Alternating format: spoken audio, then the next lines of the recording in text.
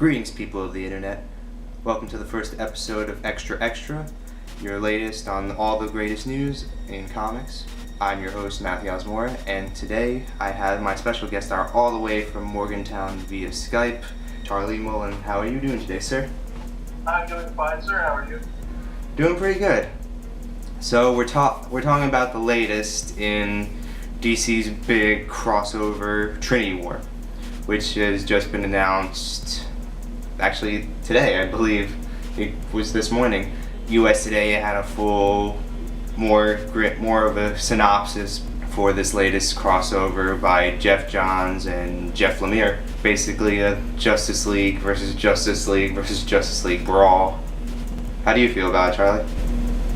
I gotta say it's pretty interesting. I was kind of concerned at first because it seemed as if it was a really big thing for DC to try to find into it in terms of general universe story arcs, especially considering that most everything they've done recently up to now since the relaunch of the 52 has been sort of contained within each series, if you will. But the direction that they seem to have been taking it in seems very, very interesting. I agree with you because at first with I think we were introduced to characters of like Pandora and stuff during Free Comic Book Day, and it was just kind of thrown there that something big was going to happen in DC, and it was mostly hype. And I think it's almost been a year already since anyone's really talked about it. And now that it's happening this summer, it kind of gets your blood flowing and gets you ready to go out there and buy like 3 different crossovers. Yeah. Well, I think it's interesting how,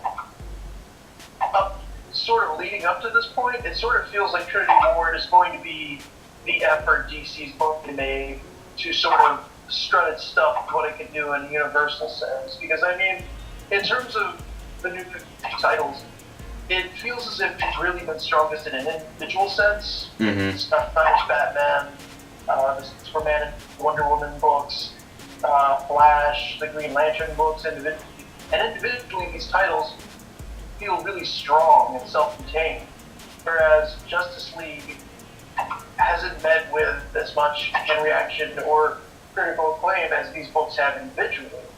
And I feel like Trinity War is sort of DC's shot at really showing what they can do with this new 52 universe. When you deal with a lot more characters, all the stories and events have to be like cataclysmic and epic and phenomenal. And for most part, it's been doing that, but it's just so hard to focus on all those characters. The other two individual Justice League storylines, Justice League of America and Justice League Dark. The other two individual Justice League storylines, Justice League of America and Justice League Dark. I really liked what they were doing, like fantasy and magical stuff. Like when I think of that, I think of Harry Potter, and I just have a hard time getting into that. I'm usually the sci-fi guy or the detective guy, but reading this now, I'm really into it. I'm so upset with myself that I haven't looked at any Hellblazer or anything beforehand to prepare me for this because I didn't think I would like it as much. Well, I'm somewhat the opposite. I mean, I like fantasy. I like sci-fi, but I also really like fantasy, and I love supernatural stuff. So, I mean, you know, as well as anybody else, that I'm a big Swamp Thing guy. Agreed, and Swamp Thing. It just feels really interesting how they've done Justice League Dark so far. I agree. And sorry. No, you're good. Keep on. I was just going to say that I think it's interesting that when you look at the story arcs that DC has had so far in the New 52 universe, they've all sort of been with how do you say, I suppose you could say the typical characters that revolve around Superman, revolve around Batman. How do you say, I suppose you could say the typical characters that revolve around Superman, revolve around Batman, Wonder Woman, Aquaman. Now, for the Justice League guys at work, but this is the first time in the universe that we're getting something as unique as this, and now there will be in the first truly big arc of the 52 universe. Wow. Now when you put it that way, it just makes it even more epic. Right? I mean, when you think about it, it's interesting how they're using characters like Swamp Thing and Constantine and the Phantom Stranger. Who knows who else they're going to end up using from the Dark Universe?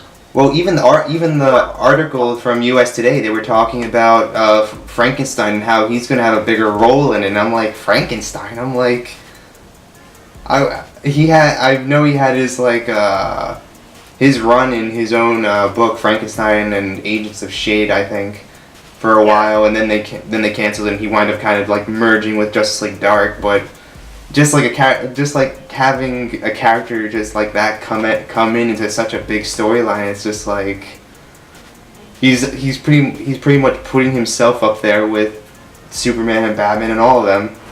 Yeah, that's exactly how it seems to me too, and I just think it's really fascinating. Mm-hmm. And that's the thing I think I like about Jeff Johns' writing, because he would take characters that people would really know little of, and just give them like the star treatment. Like even with his old Green Lantern and Flash stories, like you knew they were part of the Justice League, but you didn't, unless you were like a die-hard fan, you didn't really know who the Flash was. You only knew he had like super speed.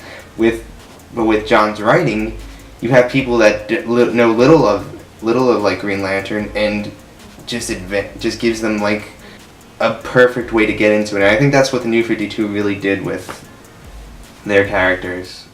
Well, I'm kind of curious as to how all the individual story arcs that have happened to all these characters, Night of the Owls and Death of the Family in regards to Batman, and Hell on Earth in regards to Superman, even the Broad World in regards to how it's been affecting Swamp Thing.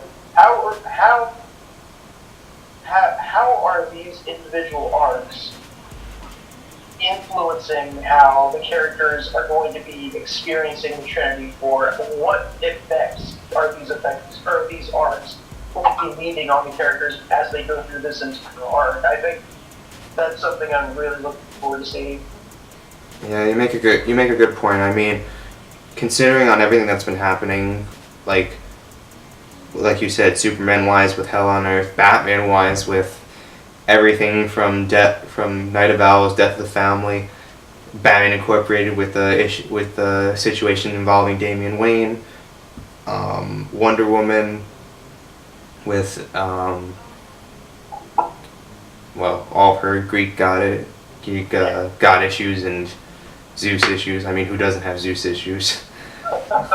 Aquaman now currently, since after the whole Throne of Atlantis and that whole trying to flood a city, that could lead to a few issues. But yeah, I mean, all these characters so far have had a lot of their stories have gotten a little darker, and I think it's because of it's what's going to make this Trinity War event a lot more vital to the characters, and that in situations that this could be life or death. And God, I don't even know. Like I said, I don't think anyone is going to be ready for this book, this crossover. Now, comparing Trinity War, this is just speculation, because one, the book isn't out yet, but do you think it'll join the mantle with all of the past DC related crossover? Like, when I think about this, I think of Identity Crisis or Crisis on Infinite Earths or all those other big Blackest Night. Do you think it'll hold its own, or? Well, I think it'll be difficult for it to sort of reach the same pinnacle of, I suppose you could say, what's been brought to comics, because I mean, Crisis on Infinite Earths really changed how comic arcs and big comic events were handled and written and developed. I mean, that was really significant work. And Blackest Night, I think also is kind of in that same regard. And Infinite Crisis and so on and so forth. And a couple of those I feel are really, really sort of like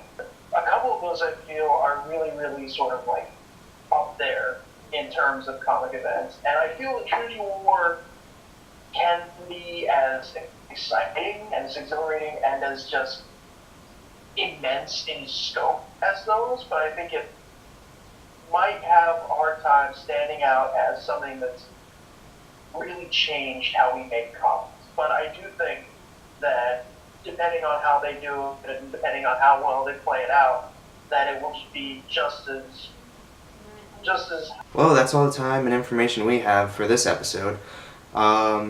Make sure to subscribe to our page. I believe it's up or down. I don't know. YouTube's constantly changing.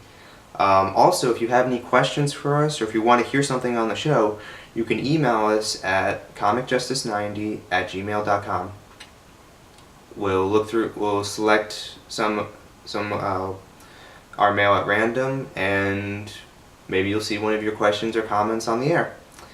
So, I'm Matthew Alzamora.